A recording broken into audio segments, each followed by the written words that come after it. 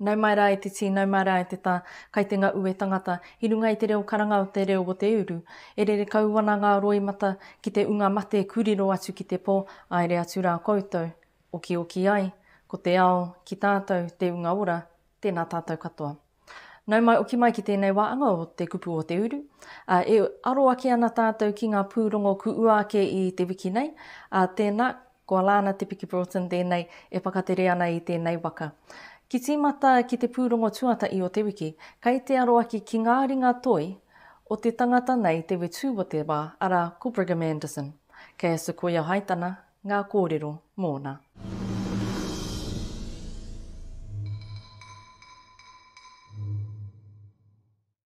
He kāwai whakaheke a Brigham Anderson no te iwi o Ngāti Hauiti. Kua pūtohe ia kia whakamino i āna mahi ki te whare whakairi toi o Te Manawa. Kei reira ēnei mahi toi, e ti tohu ana i ngā whanonga pono e ārahi nei ia aia. Aha kua tōna Te Papaiōea, ka kitea tonu tea tōna manawa reka ki ngā kōrero paki me ōna pukinga tuitui, kia kotahi ai ngā arapū me te mahi tukutuku.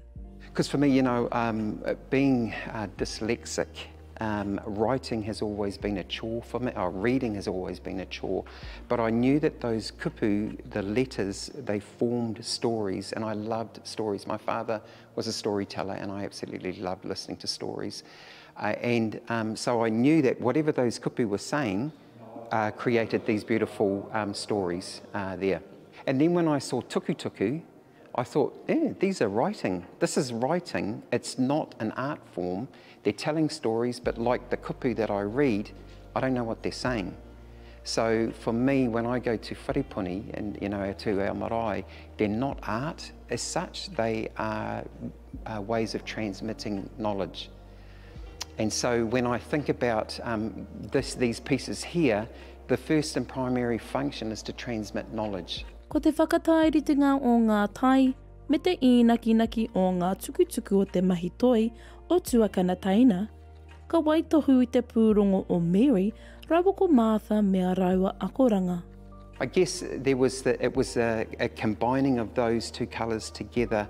In the middle part, I've overlapped some of the tukutukis where they join, but where the black and white are, they're quite separate, representing, a right choice and a wrong choice. And that's, I just think, our choices aren't always around right and wrong. They're around good and goodera, but sometimes that good over there is goodera because so-and-so's on their way, and that's the thing that we need to focus on. We did tuku panels for Te Auhau marae and ki Wanganui. I had to redo that particular panel 5 times.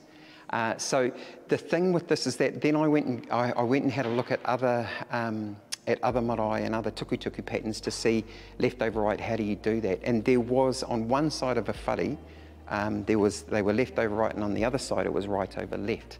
And so what I've done was I've done it both ways. There's panels so that when you're looking at it, the light shows different kinds of movement within that. So that rather than having them all the same way, I've done panels that do this left over right and stuff. Kua whakapaukaha Brigham ki te hanga i ēnei ātanga mahi toi, ko te huri tau whaiaro, te paitai matua, a te ringarehi nei i a tātou e mātai ana i ana mahi. It's to really self-assess. Where are you on this whānau? Are there stuff that we can be doing better? That's really what I want people to have a think about.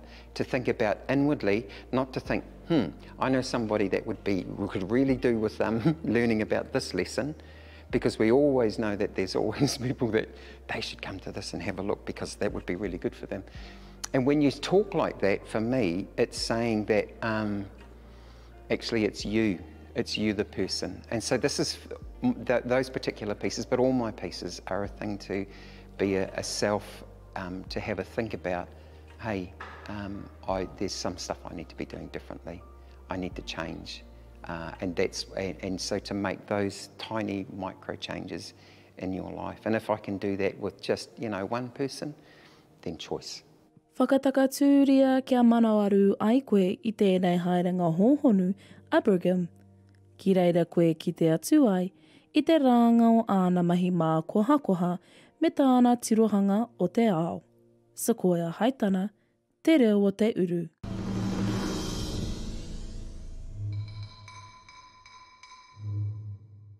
Tēnā koe Sequoia i ngā kōrero mō Brigham Anderson, te ringa toi o te wānei, e kite ana ki Te Papaiōea.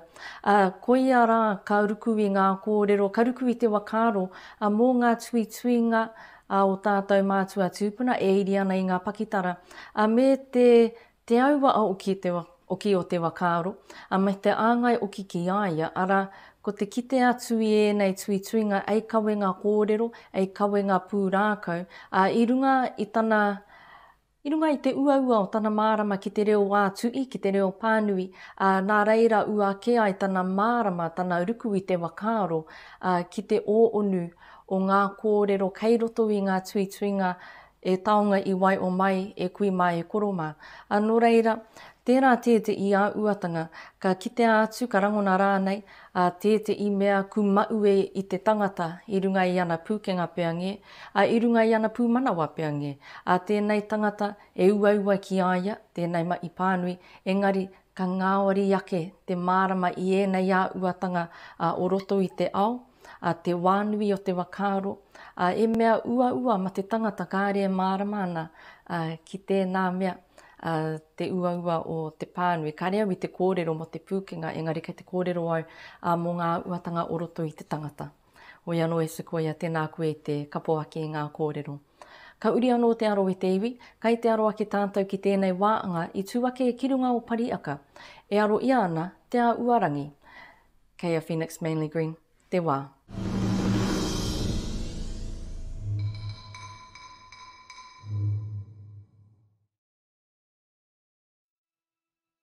Kua emi mai te iti me te rai o ngā uri orapa i te maunga tito e a kirunga i te papakainga o pariaka mo te āhuarangi i te take. Kua wakatu i tēnei wānanga kia waka mō i o atu i te uringa o te taiao ki roto o Taranaki. E timatanga au tēnei wānanga kia kotuia i te ere o te ao pū taiao ki te ao o te mātauranga Māori.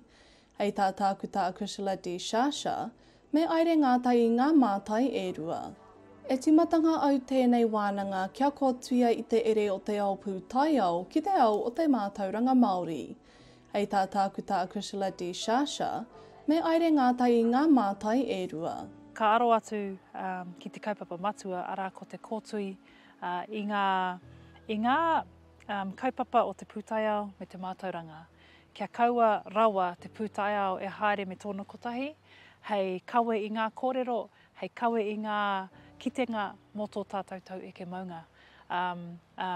Me haere ngātahi, me tuitui i era whakaro, i era kōrero, i era puna mātauranga e rua, kia haere ngātahi, ana kia whai hua i o tātou hapu o tātou iwi.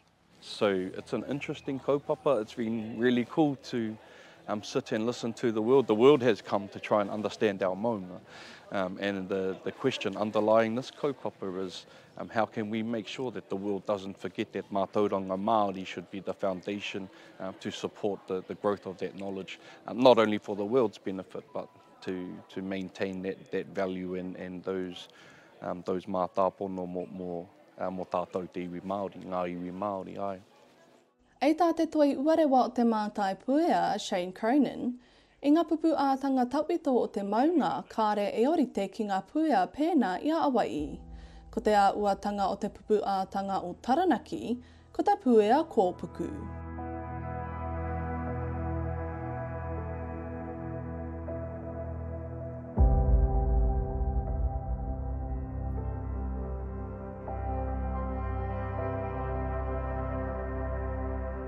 So the most typical eruption from Mount Taranaki is what we call a effusive or a dome eruption. So what it does, it makes lava. And you think of lava like Hawaii, and you've got lava, you've got these big red rivers of lava flow. Well, Taranaki produces very sticky lava flow. So it's more like squeezing a toothpaste tube, and you get some stuff that comes out the top very sticky.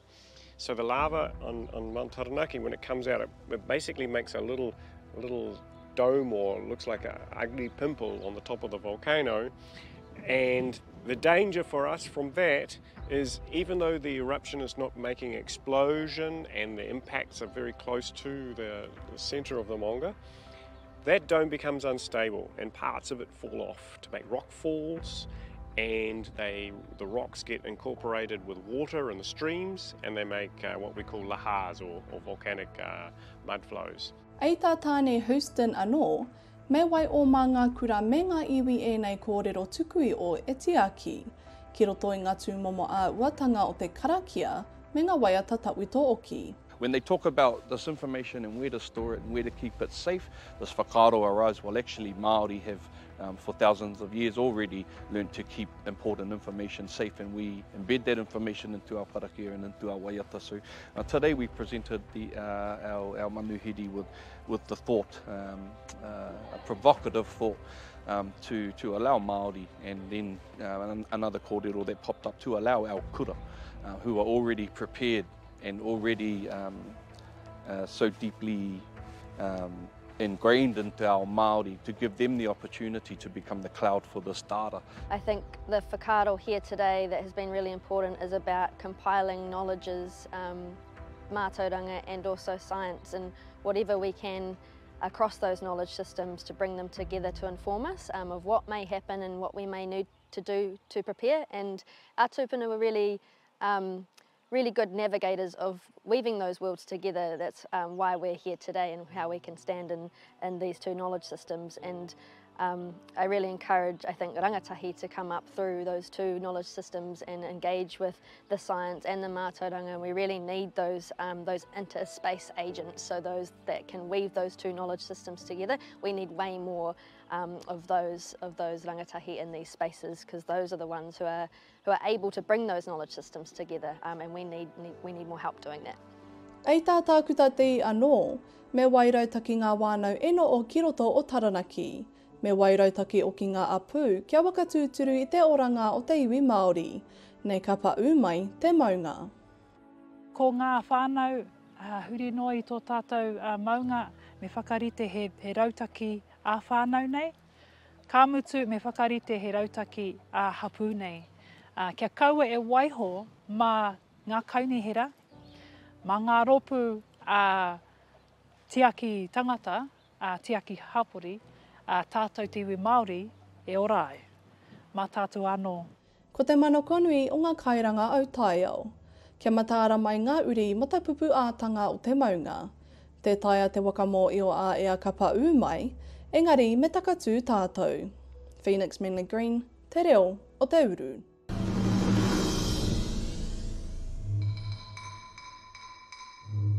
Tēnā koe Phoenix i te kawinga mai o era kōrero e āngai ana ki te āhuarangi ara ka uri te ao, ka uri oki te taiao. Engari, ko te uringa o te taiao, taku mōio e āngai ana ki ngā ringaringa o te tangata me ana rā weke i a taiao, ana rā weke i te whakapapa o taiao.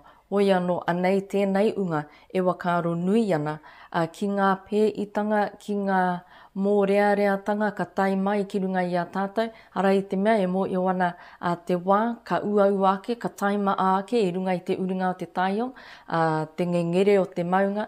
Engari, kai te whakariterite, kai te whakataka i a rātau anō, ki rite mai mo te rāwa. Tērā te i kōrero, ka ua ake ko te nootai o te mātauranga Māori ki te pūtaiao Pākehā. E ara i te mea e rite ana e nei mea. He reo tō te pūtaiao, he reo tō te Māori.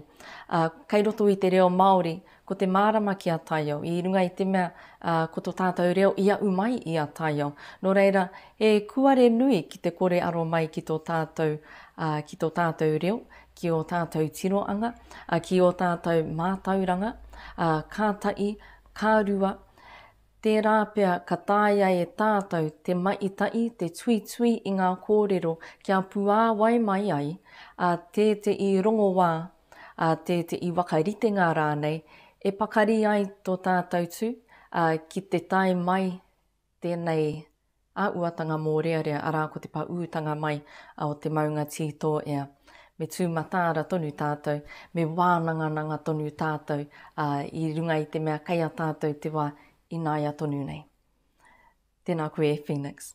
Ka uri anō te aro, kei te aro ake ki a pāparauru, i tai mai ki te reo irirangi o Whanganui, ki te ui i tēnei nā tamaiti e tuake ana ki mua i a koutou, mō ngā mai ki te reo irirangi rā. Kei a koe te wā e pāparauru.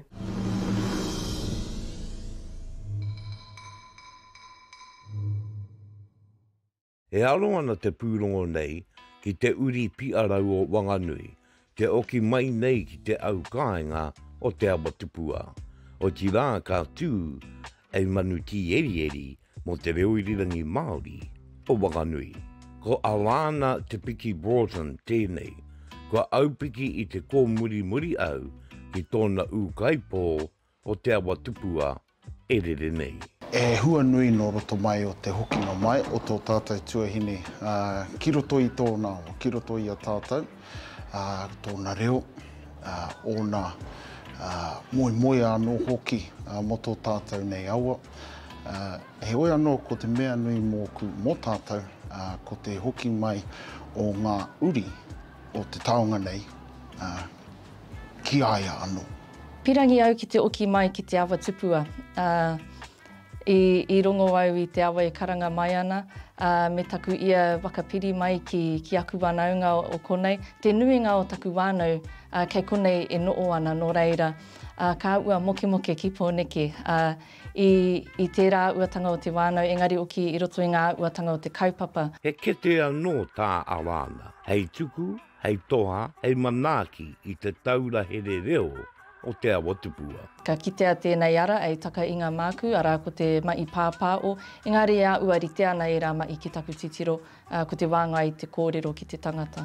Ko te whāinga o te reo irirangi, ka whakapāpāo atu i tō tātou reo ki roto i ngā kāinga, ki roto i ngā motoka, no reira ka tāia te rongo tō tātou reo, i era o ngā kātū wai. Ko te Manawa ora ki tō tātou reo, te tino aronga nui a tēnei mokopuna. Kia tuputupu nui, kia tuputupu roroa, ko te reo ki te takiwā wānui. Pai ki te atu, kua hoki mai Alana ki tōna rauru ki tahitanga, ki tōna whanganuitanga, ki te tautoko i ngā mahi o te reo irirangi o Whanganui, Awe FM. Yeah, it was pretty awesome, to be honest, growing up in Waipi too. It was like this little hub of reo speakers. Ko taku mai ki Awe FM e pāpā o taku mō io mai te paupautanga o te rā, tainua ki te toru karaka, e waka kōrero i ngā kaupapa o te wā, e kōrero ki ngā unga, ki te unga waka aere i enei kaupapa, te tini, te mano e kurua e whakatere ana i te waka. Nō reira, koina te wā i ki au. Nau mai eno, oki mai rā ki ngā au kōmirimiri o te kāinga. Ono atu rā ki te taura uri o tō kuia o ine ngākau. Ko Alana Broughton tēnei, te reo o Te Uru.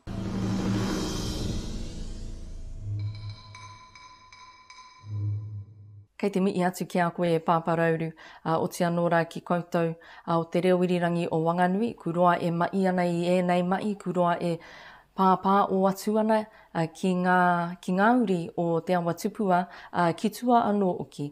Waimari i tēnei ki te tai atu ki roto i a koutou, e a ua noi te āhuatanga, a ua pīnono peange, i runga i te waka ira o te mai kātai, i runga oki i te ia whakarongo ki ngā kōrero, kei tēnā, me te oki mai ki ngā paiaka o te tangata. Nō reira, tēnei au e tua uana me te mihi atu ki koutou katoa. Nā, e kaupapa waka ira, e kaupapa kapaaka, kutu ake ki roto o Whanganui.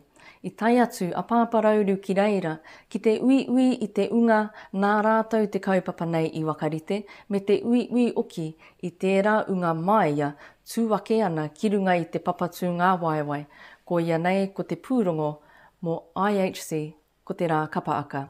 Kei a koe e pāparauru.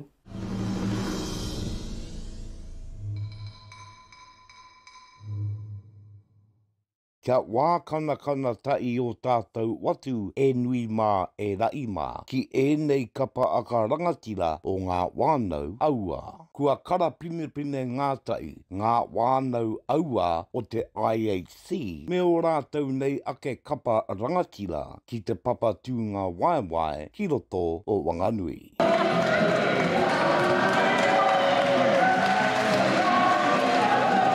Ko te ingoa tēnei kaupapa ko te ngā kautaki o ngā kāhui maunga. Ko ia hoki rā ko te rōpū e tiaki nei i te kaupapa o te hunga haua i roto i te ratonga whakaaro. Ko mātou o te ratonga whakaaro he peka o te tira matua e kia nei ko IHC. Engari ko mātou ko ID Services ko te ngā kautaki o ngā kāhui maunga.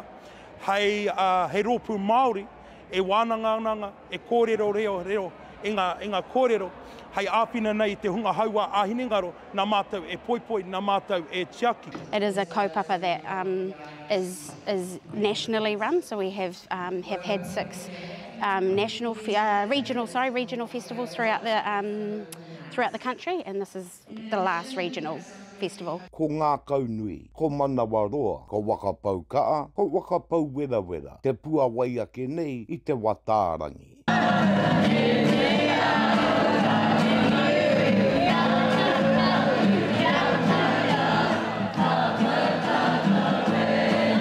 Leading up to it, it's been a big task, big project of getting everyone together and prepared.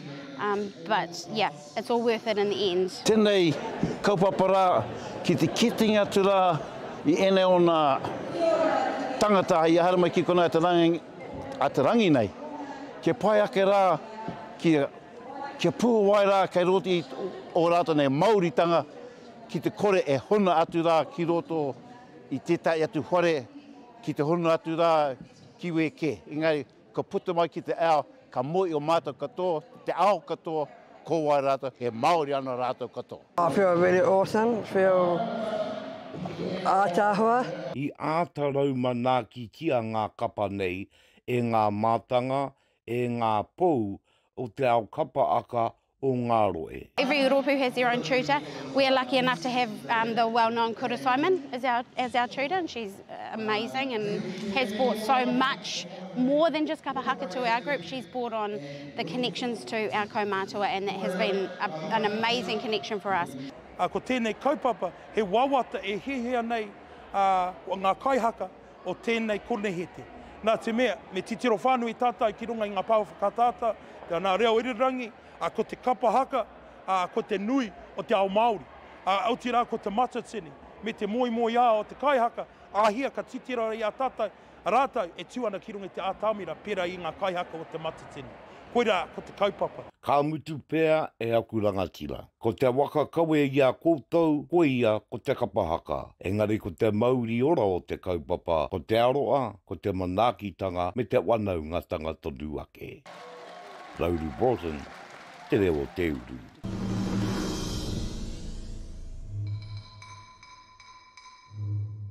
Kei te mihi atu e pāparauru, mau I tai atu ki te kaupapa waka ira nei, te kaupapa kapa aka nei, I runga I te whakaaro ki te kapo I ngā kōrero, te koi ke I ngā kōrero. Tērā tēti I kōrero I rangona mō te uaua o te ātapaka rite I te kaupapa nei, e ara I te mai ngāwari. E mea ātapaka rite, e mea āta kōrero ki tēnā, e aumari wai te noo o te unga tai atu ki reira, o te unga tū ki te papatū ngā waiwai. Engari ko upoko pakaru tēnā, nā rātou tēnei kaupapa I whai tinana ai, I whakatinana ia te wakaaro, te moi ia, kia kitea ngā tamariki mokopuna, a kui mā a koroma, e mai ana I te mai, me te mi aro o ki rātou, ka kitea te pūkana, ka kitea te wētaro, ka re paku waka mā ki te tūa te Māori, nō reira koina, te tauira mā tātou katoa, au tia nō rā tātou koutou, e whakarite ana mō te matatini, ngā wakataitai aro e ara te tauira, ko te kaupapa I tuake ki roto o Whanganui. I tēnei wā, ka uri te aro ki tēnei tīma, pāporo ia umai I Waitara, ana ko Waitara whānui. Kei a koe te wā e Phoenix.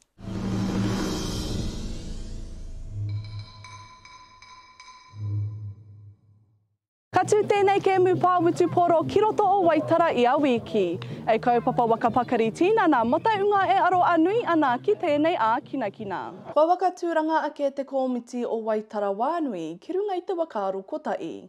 Kia wai ua ngā wakatipuranga o Waitara ki te ao a kinakina. Waitara Whānui was established in 2015 and the catalyst for it was we wanted to provide pathways and opportunities for our young people to play touch in the first instance. We found that there were pathways that were available to them but wasn't necessarily being facilitated by anyone. So alongside myself and my co-founders Michael Taiapo and Patricia O'Carroll-Liota, the club was established in 2015 to achieve that. To play touch with my friends and family, to just have fun. Ei tā Shannon tūta, ko ana tamariki te wiri kōka mōna ki te uru atu ki tēnei kaupapa. Kia tū ngāta I tōna wānau, ki runga I te wīra. Yeah, no, it's actually really enjoyable. Yeah, it makes it easier to go out there when your tamariki are out there with you.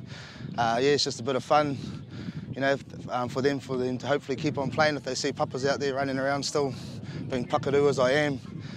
Yeah, and you know, makes good banter amongst the whānau, you know, jamming around with each other. See, we've got 9 tamariki, so yeah, there's still a few more to come up and play with us, so we're going to have to keep going for a few more years to go. First and foremost, what's awesome about touch is that it's multi-generational. It enables everyone from moko, from tamariki, to our young at heart to all play together, which is really awesome to see. But it's also a really good social connector for our community. It's awesome seeing our nannies and koros watching their mokos play, and it's just an opportunity for our community to get together, talk about the week while they're watching their tamariki play. Ko ngā wawatanui o Sani O'Carroll-Liota. Kia au mai ngā uri o te āpuri o Waitara.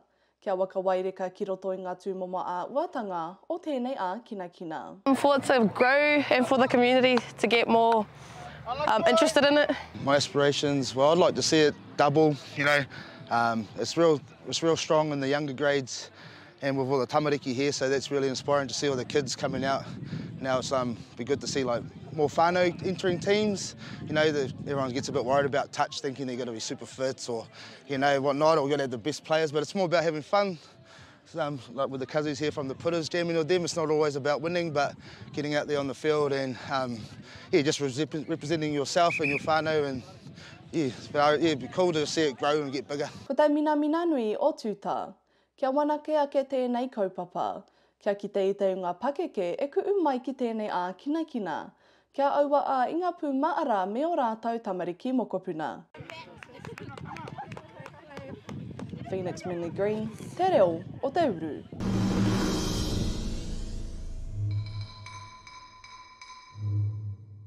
Tēnā koe Phoenix I ngā kōrero mō te tīma nei, te tīma pāporo nei. Ia uake I te wakaaro nui ki te ono, te nootai, te piritata, te tākaru ngātai, te kēmu nei. Hara I te mea ko te wakataitai, te mea nui. Ai e wai I ki te wakataitai, e mea waka ira, e mea waka awe ie te I o tātou, ki te tākaru I te kēmu nei. Engari ko te mea nui ka wai I tēnā me tēnā, mai I te unga riri ki tai rāno ki ngā mātua, ki ngā kaumātua, pea nge, e ia ana ki te tākaro I te kēmu nei. I rongo oki I te reo wā ua karanga ki ngā pakeke kia āpiti atu, ki tāpiri atu ki te tīma nei, ki tēnei kātu tākaro, tēnei kātu kinakina, e mea mai I tai I ngā reanga katoa. E te iwi koina katoa ngā pūrongo I uake I te reo o Te Uru I tēnei wiki. Tēnei te mii ki ngā pau rewirirangi Māori ki te korimako o Taranaki ki Awa FM. Ara ko te rewirirangi o Whanganui. Ki te rewirirangi o Rangitāne a Kia Ora FM. I rere pai ai tēnei manu nā te tautoko mai a te māngai pāo. Ko Alana Broughton tēnei, e mii atu ana I te iwi. Tēnā koutou, tēnā tātou katoa.